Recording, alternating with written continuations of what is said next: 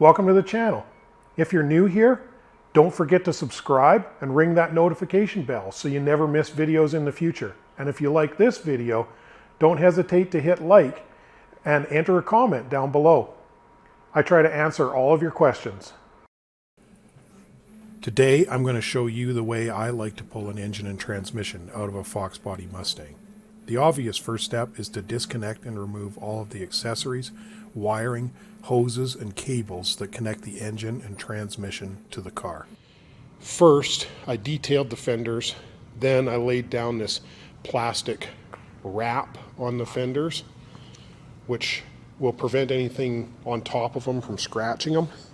Then I used traditional fender guards, and for the hood pull, or for the engine pull, I like to put a shipping blanket like this, a moving blanket, over the cowl area and up on the windshield, just to make sure that we don't cause any damage to that area as well. Then you can put your tools wherever you want. You don't have to worry too much about where you're putting them, and you can touch wherever you want, and you have the best chance of protecting the paint job and bodywork on the car by doing it this way. There's a lot of junk you got to pull out from underneath, all the exhaust, drive shaft, and in this case, this car had a completely stock exhaust system. So it's welded together. The stock exhaust is welded together right up to the front of the mufflers. So we ended up having to sawzall that in order to get it off. I think Ford puts the exhaust in first, and then they put the rear end in the car afterwards. So there's not any particularly easy way to get the exhaust out without cutting it, unless you remove the rear end. When you disconnect the heater hoses, cut them off. If you try to pry these hoses off the heater core, all you're going to do is crack the welds on the heater core, the brazing, and then you're going to have a heater core leak after you put it back together. These hoses are readily available. They're not that expensive. Cut them off and save yourself a world of hurt.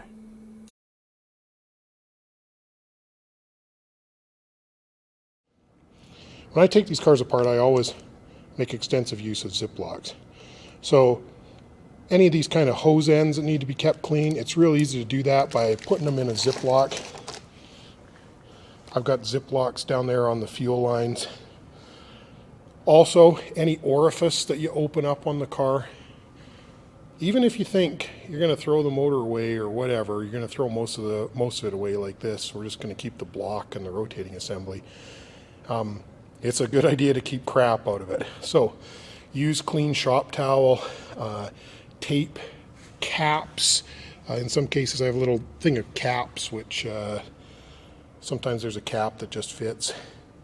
And cover up every orifice that you open up on the vehicle, so that as you're working on it, you don't drop something into the motor, because that's not very happy. As I said, I usually make extensive use of Ziplocs. They're a great way to keep parts organized and clean, and they're easy to label. Like this is upper intake hardware. The parts that are in there will stay just as clean as when they came out of the car. They also won't contaminate or leak over anything else. And you can use a box like this to put all the Ziploc bags of parts that you've taken off the car in one place. So it's easy to find them later. Everything's organized and labeled. There are a couple of things to pay attention to when you set up your hoist. Most specifically is how long you set it. Now, most of these hoists are configurable. And as you can see, this one can be extended or contracted to support 2 tons, 1.5 tons, 1 ton, or a 1/2 ton. Now, the longer you set it, the less it'll lift, but the higher you can lift. So with this kind of a combination, the whole transmission engine assembly probably doesn't weigh more than about 500 pounds. So a 1/2 ton's 1,000 pounds.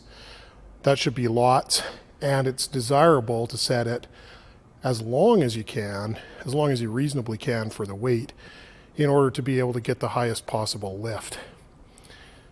Another thing not to neglect is usually the stance of the hoist is configurable, And in this case, you pull it out until you reach the stop mark. And make sure you tighten down all of those fasteners in order to make sure that the legs don't suddenly start moving on you. And you can see, of course, the legs underneath are extended. You need to set your legs underneath to match the setting that you have up here. So if you set the legs at 1 ton, don't set the arm to a 1/2 ton, or you could unbalance the thing. So we've got the engine and transmission rigged up on the Mustang, ready to pull it out.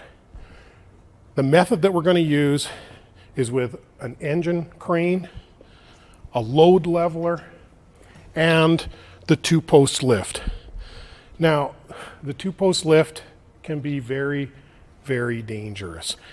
It's super easy to unbalance the car, especially when you pull a heavy item like the engine and transmission out. So, one of the things that you should do is, and if you look carefully, I actually have a couple of separate marks on the floor just for this purpose.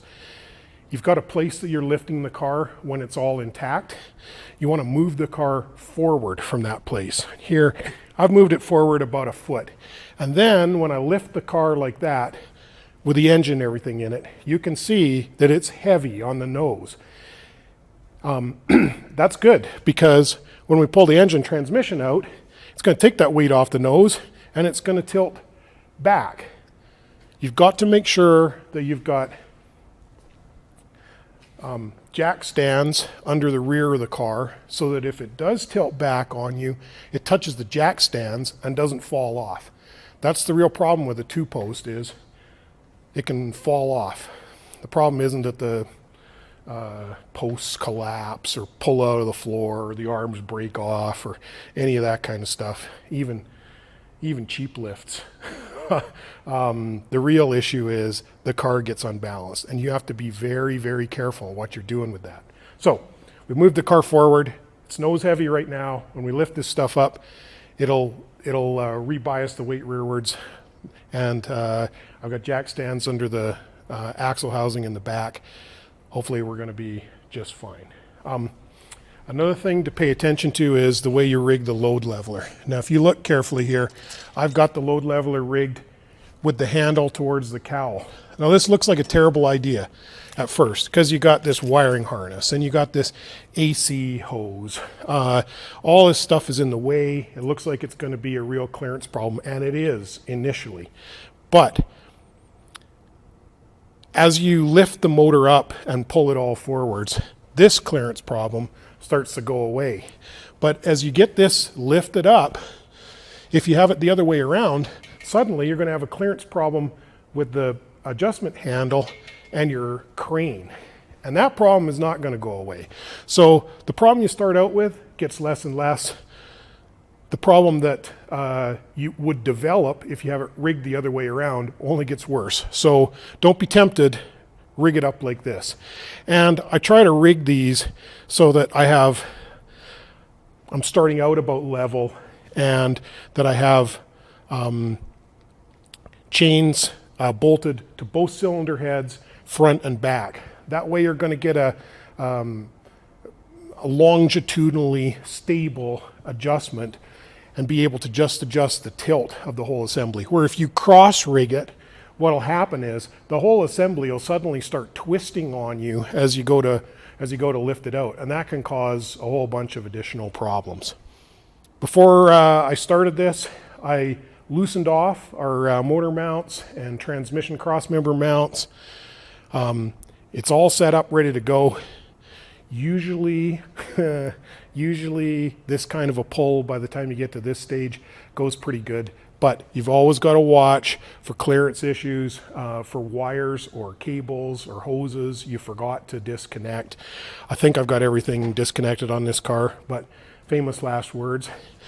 Anyway, without further ado, I guess let's go ahead and start pulling the motor out. Start out by applying a little tension to the load leveler chains so that the engine and transmission assembly is partially supported by the crane. Double check that your chains are set even and that you have tension on both ends of the leveler. I loosened the transmission and motor mount bolts before starting the lift to make it easier to get them apart during the actual pull, but you will need to go under the car to remove the transmission crossmember and take the nuts off the motor mount where it's attached to the K-member. When you're under the car, keep yourself as clear as possible from the engine and transmission so that you won't be pinned in the unlikely event that it falls.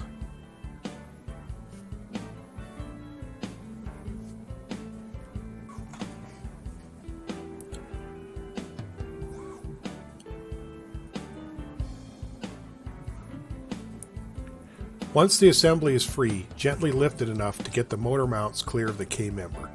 Then start gently pulling it forward and lifting, watching for interference issues and any wiring or hoses that you didn't disconnect during the preparation steps. I keep a stool on the side of the car during this process to make it easier to get access to the load leveler adjustment handle. You'll have to adjust the angle of the assembly with a load leveler to get the transmission to clear the tunnel and balancer to clear the rad support. Removing the balancer pulley as part of the preparation can give you a little bit more room here, but it's usually not necessary. Once the transmission is clear of the tunnel, you can pull the assembly quite a ways forward, then level it out with a load leveler to allow the whole thing to clear the front of the car.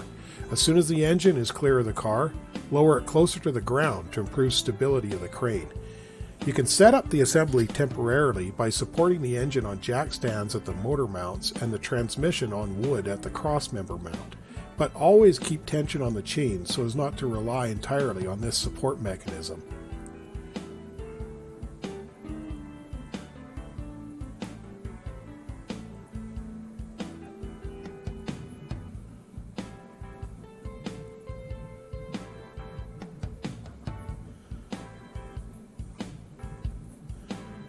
Finally, lift the car, watching that it's still balanced.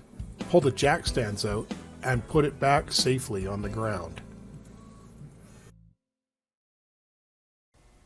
Hey, thanks for watching. Don't forget to like, subscribe, comment, hit that notification bell so that you won't miss out on future videos.